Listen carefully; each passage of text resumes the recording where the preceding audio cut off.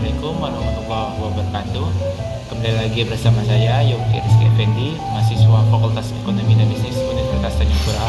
Pada kesempatan kali ini, saya akan menjawab beberapa pertanyaan yang telah diberikan oleh dosen saya. Langsung saja, yang pertama adalah bagaimana meningkatkan surplus ekspor. Menurut saya, ada 3 hal yang harus dilakukan untuk meningkatkan surplus ekspor tersebut.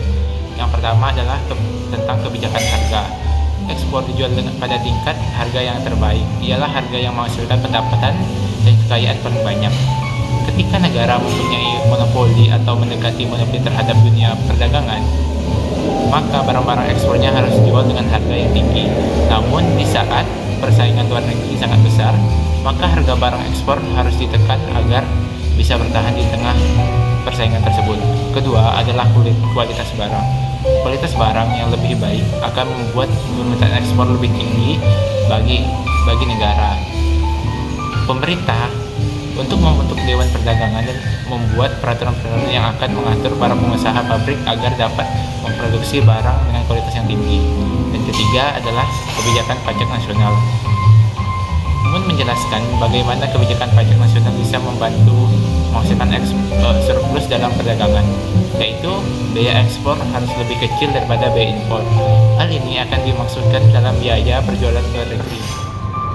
Lanjut pada pertanyaan kedua, yaitu menurut Kuisnai, pajak harus dibebankan kepada siapa dan mengapa demikian? Pajak harus dibebankan kepada pemilik tanah.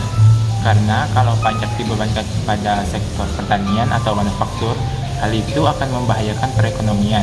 Maka pajak harus dikenakan kepada sektor yang tidak menghasilkan apapun, yaitu kepada para pemilik tanah.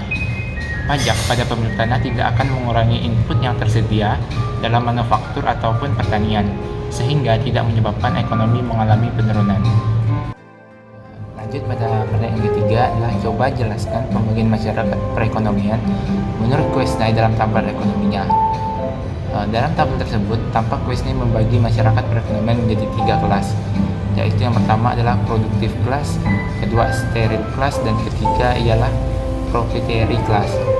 Productive class adalah masyarakat yang aktif berproduksi di bidang pertanian, sedangkan sterile class adalah kaum non-produktif seperti para profesional, para buruh, tenaga kerja, penerima gaji.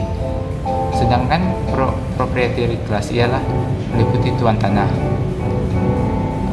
Sebagai golongan mandiri,